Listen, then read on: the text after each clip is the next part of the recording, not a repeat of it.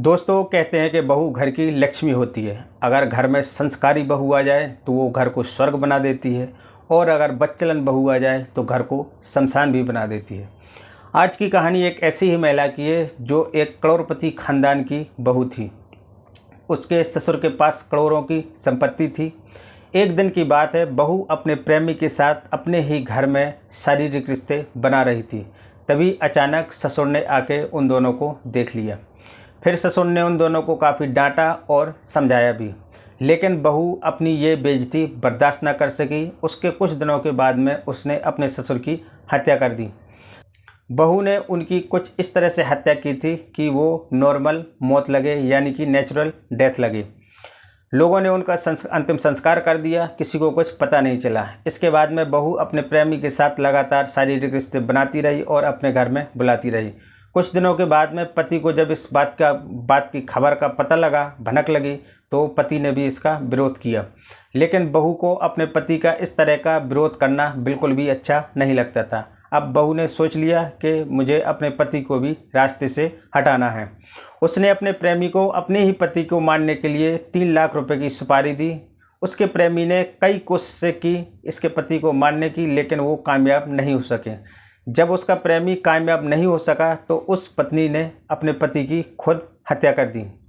जब इस घटना का खुलासा हुआ तो एक ऐसी बहू की काली करतूतों के बारे में पता चला जिसके कई गैर मर्दों के साथ में नाजायज रिश्ते भी थे, और उसने अपने पति और अपने ससुर दोनों की हत्या भी की थी।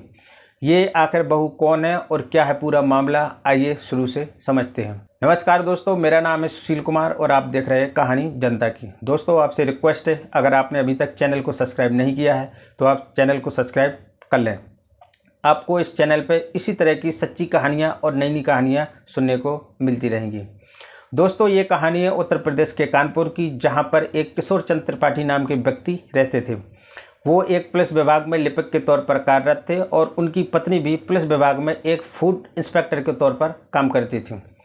दोनों सरकारी मुलाजिम थे, इसलिए पैसों की कोई घर में कमी नहीं थी। इन्होंने अटूट संपत्ति अर्जित की थी, बहुत सारा पैसा इकट्ठा कर लिया था, लेकिन इनकी कोई औलाद नहीं थी। तभी इन्होंने एक बच्चे को गोद लिया जिसका नाम रखा ऋषभ त्रिपाठी। बेटा धीरे धीरे बड़ा होने लग गया। जब बेटा किशोर अवस्था में था तभी इनकी माँ की मौत हो जाती है। माँ की मौत होने के बाद में पिता किशोर चंद्र त्रिपाठी साल 2020 में अपने बेटे ऋषभ की शादी कानपुर की ही रहने वाली एक सपना पांडे नाम की लड़की से कर देते हैं।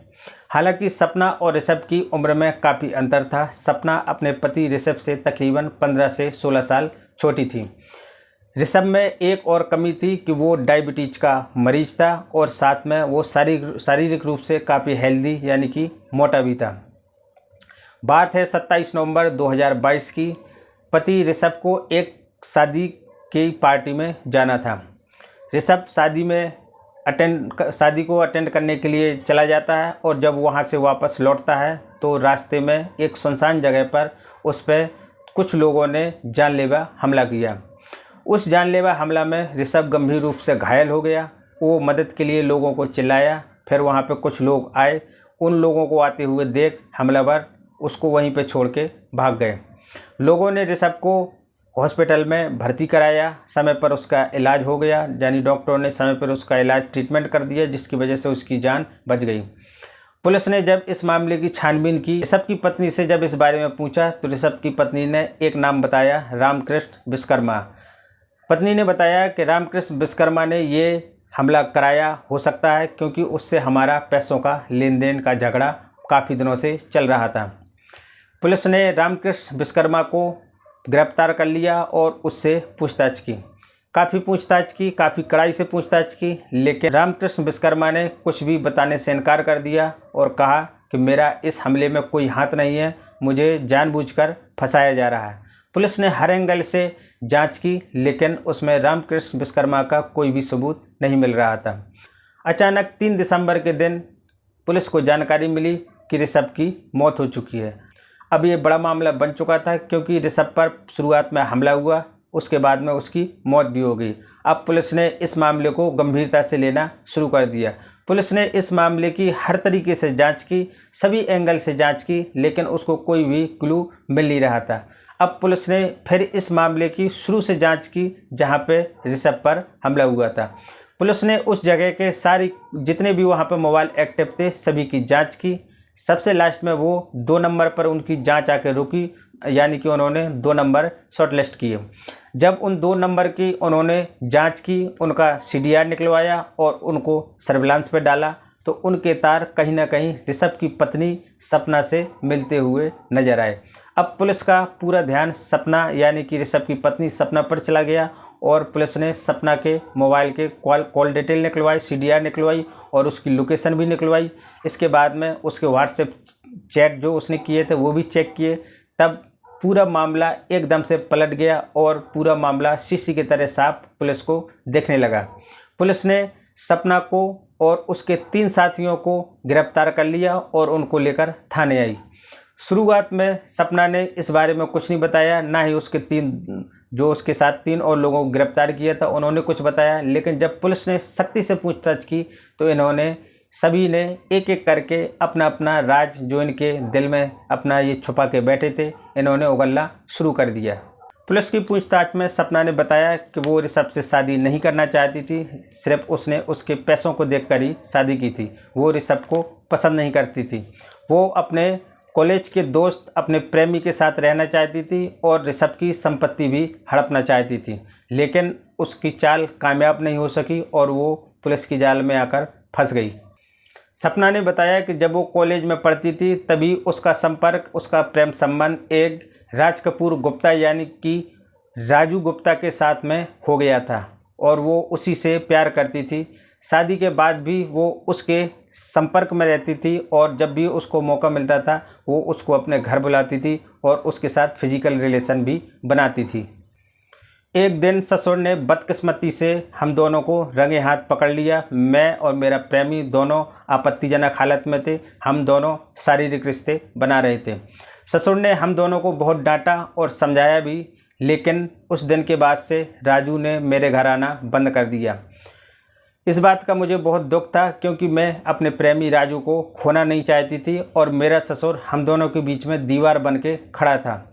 इसलिए मैंने अपने एक और मित्र जो सुरेंद्र यादव है, जिसका मेरे घर के सामने मेडिकल है, उसके मेडिकल से मैंने कुछ जहरीली दवाएं ली यानी कि धीमा जहर लिया और अपने ससुर को खिलाया, जिसको खाने के बाद में उनकी मौत हो गई और किसी को शक भी नहीं हुआ। वो एक नेचुरल डेथ की तरह लग रहा था। जब मैं पहले प्लान में कामयाब हो गई तब मैंने दूसरा प्लान भी बनाना चालू किया और मैंने अपने पति को भी अपने रास्ते से हटाने का फैसला कर लिया।